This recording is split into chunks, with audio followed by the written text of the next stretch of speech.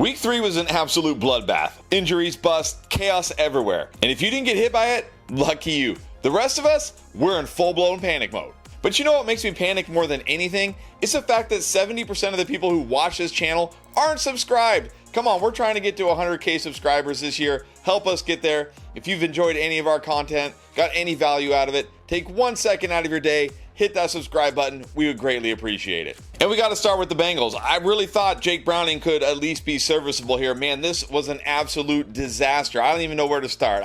Ja'Marr Chase. Okay, he had 5 catches for 50 yards, but they felt like the most empty 5 catches for 50 yards we maybe have ever seen. He also fumbled in this game. T. Higgins, 1 catch for 15 yards on 2 targets. I mean, we knew T. Higgins was probably going to struggle with Jake Browning. And then what about Chase Brown? 10 carries for 3 yards? How is that even possible? I mean, he did catch 4 catches for 17 yards, but come on. This guy's been unbelievably inefficient. This offensive line is terrible. I know it was a tough matchup against the Vikings, but I expected better than this. Man, this is full-fledged panic mode on any Bengals players right now. Yeah, you're probably still rolling out Ja'Marr Chase next week. Chase Brown, maybe, maybe not. T. Higgins, almost certainly not. But even Ja'Marr Chase, you can't be feeling great right now if you've got this guy in your lineup. And all week I said, look, you got to give Brian Thomas Jr. another chance. This guy's too talented. He's getting the targets. The usage is there. He should be better. Well, maybe he shouldn't. I mean, what is this right here? 2 catches for 55 yards on 6 targets. And the only reason he even had 55 yards is because he had that long 46-yard catch. You take that out, if that was just like a 10-yard catch, he did absolutely nothing in this game. Travis Hunter, 1 catch for 21 yards. Hey, it was a great catch and run, but 1 catch, 2 targets. This guy's playing more snaps on defense. Look, Travis Hunter, I said last week, this guy's unstartable. He's absolutely unstartable right now until something changes. Brian Thomas Jr., this is not looking good at all right now. If you drafted this guy late first round, early second round, looking like one of the biggest busts in fantasy football right now. I mean, yeah, you're probably still going to have to consider him over like flex options, but I don't think we can consider this guy like a wide receiver 2, maybe even a wide receiver 3 right now until something drastic changes, and I don't know what that's going to be. Like, are they going to go get Mac Jones? Probably not. And then another one of the biggest busts of the season so far, Drake London, 5 catches, 55 yards on 8 targets. I mean, this game was so bad they got shellacked by the Carolina Panthers to the point that Michael Penix Jr. was benched in the 4th quarter for Kirk Cousins.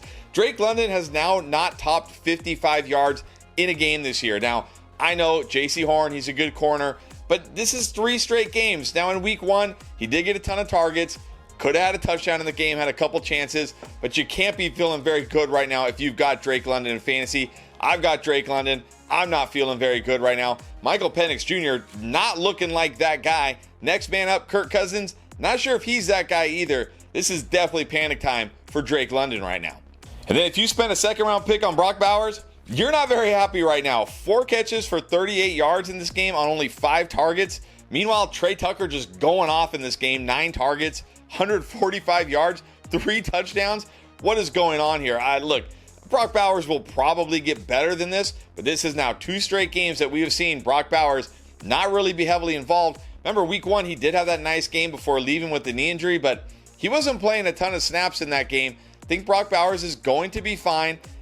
Like, better days are certainly ahead for Brock Bowers, but this is kind of what we cautioned about. Like, if you're going to take a tight end this early, he has to be elite. You can't have a guy just be good when you take a tight end this early, and you certainly can't have him be bad when you take a tight end this early. And speaking of early, what about rookie running back Ashton Jeanty? All right, good news. 17 carries here. Bad news. 63 yards. This guy is running for his life every time he touches the ball. In fact, according to Ryan McFadden, 57% of his rush attempts this season, he's been hit at or behind the line of scrimmage. He was hit at or behind the line of scrimmage on 11 of his 17 carries today against the Commanders. This is not going to get it done. I don't care how good Ashton Jeanty is. This is not going to work. This offensive line is absolutely going to hold him back. This offense might hold him back. May not be worth that 1st round pick you invested on him here. Don't do something crazy like panic sell low on him, because right now his value is so depressed. I think you just got to hold on to him, hope it gets better. I feel the same way about Ladd McConkey. Again, another 2nd round pick that's looking like a total bust so far. 4 catches for 41 yards in this game. I mean, week 1, he was okay. Last week, not so great. This week, not great at all. But here's what's really concerning here. It's Quentin Johnston, 10 targets. Keenan Allen, 11 targets. We were worried that QJ was going to see a ton of Surtain. It doesn't matter. QJ has developed. He looks like he might be making that third-year leap. Keenan Allen has the trust of Justin Herbert. Look, Ladd McConkey is a good player. Ladd McConkey is going to get better. But how much better when you have QJ and Keenan Allen here involved in this offense? There's just not a lot. All three of these guys can't be great every single week. Sure, there's going to be a week or 2 or 3 here where Ladd is the guy. There's going to be a lot of weeks where he's not like this, and that's just not what you're looking for from your second-round pick. Ladd McConkey, again, don't do anything crazy because you can't really trade this guy. You're selling low, right? You're getting nothing in return that you should be getting for him. You're probably just going to have to hold on to him and hope it gets better. It's got to get better. We saw that with A.J. Brown this week. We saw that with Nico Collins. Better days are ahead, but maybe not as good as we thought before the season. And then, we might be seeing the same Marvin Harrison from last year after week 1, okay, it's different. They're using him differently. They're getting him more involved. Nope, 2 straight weeks here where he's been a total bust. 3 catches for 44 yards on 6 targets. Almost did have that touchdown catch, which I don't think was intended for him, and he probably should have come down with it, but 6 targets, what are you going to do with 6 targets here? We're seeing, the Cardinals are throwing it to a bunch of wide receivers. 34 pass attempts, only 6 targets. Not going to get it done here. This just looks like the same Cardinals offense from last year. Trey McBride is the one. Marvin Harrison's going to have his moments, but he's also going to have games and weeks where he completely disappears like this one. So I think Marvin Harrison just going to be another frustrating season for him if you've got him in fantasy. And now Terry McLaurin, I will say he was having a very good game, or a pretty good game before he left with that quad injury. 3 catches, 74 yards, got tackled at the inch line there, almost a huge touchdown. But now you got to be worried here. This quad injury hasn't had those big games yet. We don't know if he's going to be out for how long. We don't know Jaden Daniels. Hopefully he'll be back next week. But man, again, if you invested a 3rd-round draft pick on this guy, you are not feeling very good right now. We have not seen the Terry McLaurin that we saw last year, at least down the stretch and, for most of the season. Maybe that guy can still get here. I believe that he can. But man, you can't be feeling good right now. And especially if he misses time with this quad injury, that makes it even worse. I really thought DK Metcalf could come through with a good game this week. No Christian Gonzalez for the Patriots. How about 3 catches for 32 yards? Okay, he did score again, but come on. This guy is just living off short little touchdowns here. But what's really concerning here, Calvin Austin, 5 targets, 3 catches, 34 yards and a touchdown. He's been more involved. And look at the targets this season, according to Mike Clay. DK Metcalf, 17. Calvin Austin, 16. That is not going to work. That's less than 6 targets a game for DK Metcalf and only 1 more than Calvin Austin. That is not going to work. This is what we said all offseason. We were worried about with this offense. It's a low-volume passing offense. They want to run the ball, lean on the defense that was actually better today. I wouldn't say it was elite, but it was better today. I don't know about DK Metcalf. How does it get better for DK Metcalf from here? I honestly don't know. And I honestly don't know how it gets better for Calvin Ridley from here either. This is a guy I was super high on. I thought Cam Ward going to come in, transform Calvin Ridley, deep shots.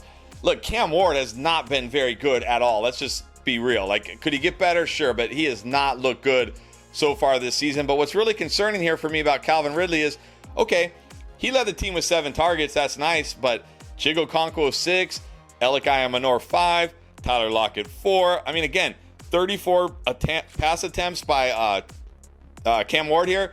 Calvin Ridley, only 7 of them. Only 1 catch for 27 yards on 7 targets. This guy was supposed to not have all these unrealized air yards. We're looking at another season where this guy's just going to have a bazillion unrealized air yards again. I don't know why. Look, he's 30 years old. Maybe he's dust. Maybe he's starting to fall off. I don't know. Maybe I got to watch the film and see if he's lost a step, if he's not getting separation. But something is going on here. That connection is not there with him and Cam Ward right now. Looks like the connection is more there with Ayamanor.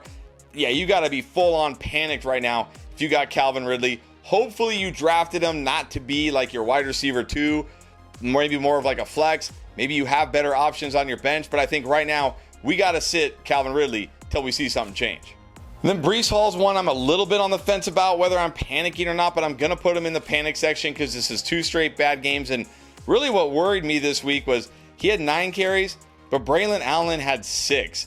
Now, of course, Braylon Allen only 2 catches, Breece Hall 4. We know Breece Hall is going to be more involved in the receiving game, but If this is getting more like a 50-50, because remember, that was the worry all offseason. Is this going to be a split? They were talking about a committee, but then it was all Breece week 1, mostly Breece week 2. But we did see that gap close a little bit here. Maybe that's just was a game plan because Tyrod Taylor was starting. Maybe it'll go back to the way it was with Justin Fields if he plays next week. We'll have to wait and see. So I'm not like ready to completely be panicking on Breece Hall yet, but I'm a little nervous about what I saw the usage today.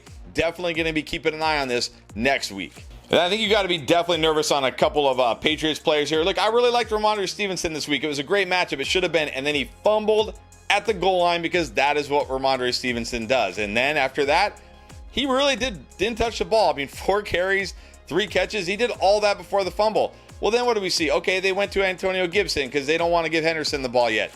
Then he fumbled. They stopped giving him the ball. And then we saw TreVeyon Henderson finally get the ball more. 11 carries, didn't do anything with it. 3 catches, did have 19 yards here. Now I feel like we're going to be going back to a committee here where, like, who knows who has the trust from this Mike Vrabel staff. Yeah, probably want to avoid this. And then Stefon Diggs, I thought Stefon Diggs would be a nice, like, kind of late round, mid to late round value this year. I don't know if it's the ACL, the age, both, but it just doesn't look like it's happening for Stefon Diggs right now. 3 catches, 23 yards on only 3 targets. Obviously, you can't live off of 3 targets as a wide receiver in fantasy. I think you can bench, the Patriots running backs until we see if it clears up next week. And I think you could definitely bench Stefon Diggs. And I talked last week that I think we're seeing the Jerry Jeudy that we saw, like basically the entire career of Jerry Jeudy prior to Jameis Winston. Yeah, I feel even more strongly about that after this game. 1 catch for 17 yards on 5 targets. Now, granted, he did have that end zone touchdown grab go off like his fingers, but that's the problem here with Jerry Jeudy. Last week, we saw him like cough up passes for interceptions. This week, not pulling in that touchdown. I mean, this guy is not an elite wide receiver. He had an elite stretch of games last year because he had fantasy gold at quarterback with Jameis Winston. Look, Dillon Gabriel probably going to get the start some point soon here. Is that going to save Jerry Jeudy? I have my doubts. So Jerry Jeudy looking like a big bust this year, which he's been pretty much his entire career when he doesn't have Jameis Winston. Yeah, this week, I mean, I really didn't tell anybody to start Jerry Jeudy unless we had to. Next week, might not tell anybody to start Jerry Jeudy. And then we got a peculiar amount of like Nick Chubb questions this week, I guess because he ran for that 25-yard touchdown last week where, they basically let him score where the Bucks, Todd Bowles kind of said, I'm not going to say anything, but yeah, we kind of let him score. And look what happened this week. Let's see, 9 carries for 38 yards. Meanwhile, Woody Marks, 6 carries, 27 yards, looking much better than Nick Chubb, honestly.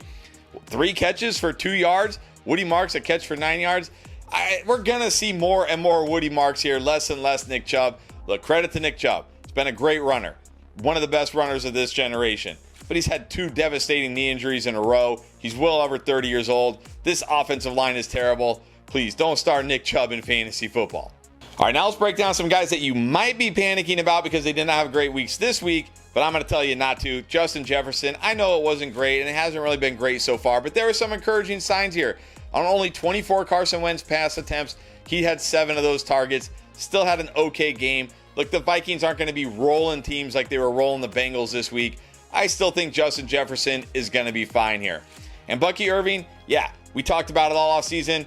His efficiency could plummet. It's a tough metric to have year over year. We've seen that efficiency plummet. I mean, absolutely terrible. 25 carries for 66 yards today. That is awful, but he still gets 25 carries. He still catches passes. And Tristan Wirfs, it sounds like he'll be back next week. So I'm not ready to panic on Bucky Irving yet, even though he hasn't been good this year. And same with Josh Jacobs. Yeah, the efficiency the last 2 weeks hasn't been there. The touchdowns haven't been there. But you know what has been? The volume and the pass catching. Josh Jacobs will be fine. This was a tough matchup against the Browns this week. Tough matchup against Commanders last week. He'll be fine. And yeah, it was frustrating that Rico Dowdle scored and vultured that touchdown from Chuba Hubbard. But you got to be encouraged here. He still had 17 carries. He's still catching passes. And even against his Falcons front, down 2 offensive linemen, he still looked pretty efficient and pretty effective. I think if you got Chuba Hubbard, you chalk this one up to a bad week, you move on, he'll be fine. And sure, Ted McMillan did not boom this week, but he still led the team with 8 targets, some close calls again, which seems to be the theme here, right? Like close calls. And somehow the Panthers were just dominating this game. That's not going to be the case every week. Look, a boom game is absolutely coming for Ted McMillan. When is it going to be? Nobody really knows, but don't bench this guy right now. He's still giving you solid production. Maybe just think of him more as a wide receiver 3, but that boom game, it is coming. And then finally, Tyler Warren, sure, okay, fine. His first down game here as a rookie, but come on, everybody gets a pass on certain weeks. Tyler Warren is going to be fine. Daniel Jones still looked good throwing the football today. Not worried about Tyler Warren going forward. It's going to be just fine. Keep him locked in your lineups. And of course, keep it locked to Fantasy Endgame this week. We got all the information you need to dominate your matchups. And again, if you haven't subscribed, please do so. We'd greatly appreciate it.